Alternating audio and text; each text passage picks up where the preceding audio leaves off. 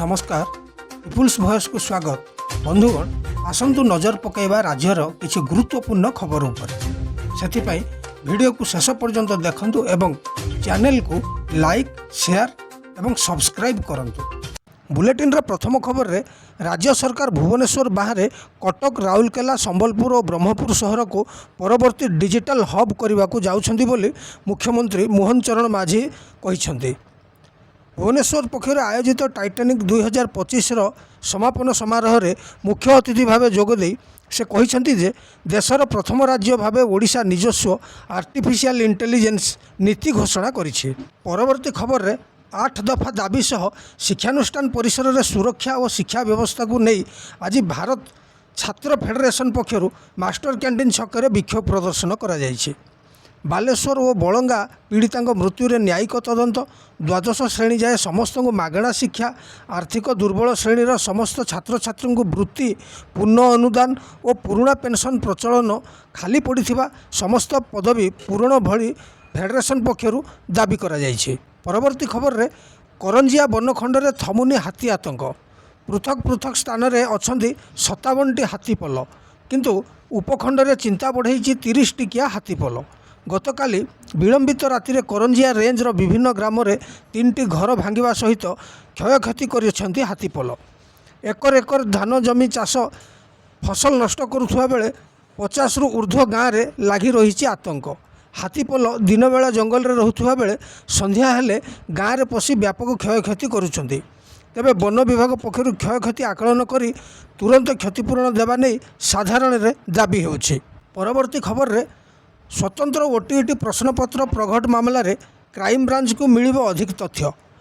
आज ठारू 2 अभियुक्तों को data entry operator Jitan Maharana एवं एक्स कैडर शिक्षक संघ पूर्वतन कार्यकारी सभापति विजय मिश्र को क्राइम ब्रांच रिमांड रे आनिबो।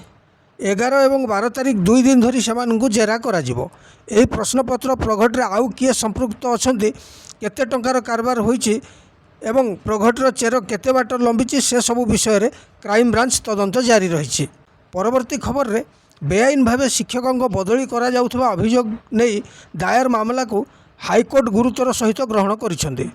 राज्यर समस्त स्कूल रे 2025 अगस्ट 1 तारीख सुधा छात्र छात्री शिक्षक अनुपात पीटीआर संपर्कित सविशेष तथ्य दाखल पाई राज्य सरकार को हाईकोर्ट निर्देश देइछंती।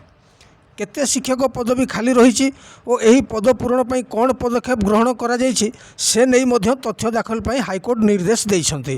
परवर्ती खबर रे केंद्रीय माध्यमिक शिक्षा बोर्ड परिचालित स्कूल रे नवम श्रेणी परीक्षा ढांचा रे परिवर्तन करा जायछि। बही देखि पिला माने परीक्षा देबा नहीं व्यवस्था रही बेले 2026-27 शिक्षा वर्षरु यहाकु पायलट प्रोजेक्ट भाव में कार्यकारी करा जिवो।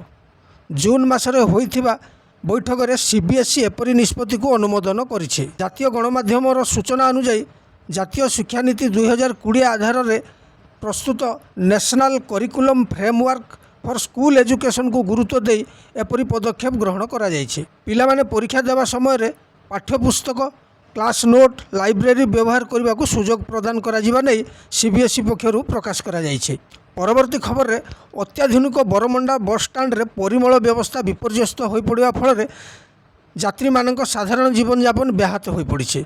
यार स्थायी प्रतिकार पाई भुवनेश्वर महानगर निगम कमिशनर ड्रेनेज व्यवस्था को निर्देश देवा सह दिनक मध्य समस्यार समाधान पाई निर्देश देइथिले मध्य प्रतिकार व्यवस्था ग्रहण नहीं अद्याविधि कौनसी पदक्षेप ग्रहण करा जाय नहीं।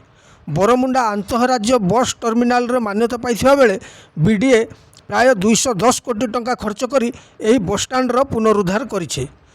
तेबे तुरंत युद्धकालीन भित्तिरे ड्रेनेज समस्यार प्रतिकार नहीं साधारण रे दाबी हेउछि। परवर्ती खबर रे देश में पेट्रोल और डीजेल नुआ मूल्य जारी करा जायछि। आज भुवनेश्वर रे पेट्रोल दर 100 टंका 11 पैसा रही बेले डीजेल दाम लिटर पिछा 92 टंका 69 पैसा रही। एपरिक देशर प्रमुख सहर रे पेट्रोल और डीजेल दर स्थिर रही। परवर्ती खबर रे इनकम टैक्स व्यवस्था रे परिवर्तन आनिया पई आज नुआ आयकर बिल 2025 संशोधन उपरे लोकसभा रे आगत हेबो। अर्थमंत्री निर्मला सीतारमण एहाकु आज लोकसभा रे आगत करिवे। तेबे सिलेक्ट कमिटी द्वारा सुपारिश करा जायथिबा 285ଟି ସଂଶୋଧନ ଉପରେ ଏହି ବିଲ୍କୁ ସଂସଦରେ ଆଗତ କରାଯାଉଛି। ବିଜେପି ସାଂସଦ ବୈଜୟନ୍ତ ପଣ୍ଡାଙ୍କ ଅଧ୍ୟକ୍ଷତାରେ ଗଠିତ ସିଲେକ୍ଟ କମିଟି ଏହି ସଂଶୋଧନଗୁଡ଼ିକ ମଞ୍ଜୁରୀ ଦେଇଛି। ନୂଆ ଆୟକର ବିଲ୍ ସଂସଦରେ ପାସ୍ ହେଲେ ଏହା 63 ବର୍ଷ ତଳର ପୁରୁଣା ଆୟକର ନିୟମର ସ୍ଥାନ ନେବ। ବୁଲେଟିନ୍ର ଶେଷ ଖବରରେ ଅପରେସନ୍ ସିନ୍ଦୁର ପରେ ପ୍ରଥମ ଥର ଲାଗି ମୁହାଁମୁହିଁ ହେବେ ଭାରତ ପାକ୍ ନୌସେନା। ଉତ୍ତର ଆରବ ସାଗରରେ ଭାରତ କରିବ ଫାୟାରିଂ ସମରାଭ୍ୟାସ। ଆଜି ଦିନ 11:30ରୁ ଅପରାହ୍ନ 1:30 ମଧ୍ୟରେ ଅଭ୍ୟାସ କରିବେ ଭାରତୀୟ ନୌସେନାର ନାବିକ। ଏଥିଲାଗି କଟକଣା ଜାରି କରିଛି ଭାରତୀୟ ନୌସେନା। କୌଣସି ଦେଶର ଜାହାଜ କିମ୍ବା ବାଣିଜ୍ୟିକ ଜାହାଜ ସମରାଭ୍ୟାସ ହେବାକୁ ଥିବା ଜଳପଥ ଦେଇ ନ ଯିବାକୁ ନିର୍ଦ୍ଦେଶ ଜାରି କରାଯାଇଛି।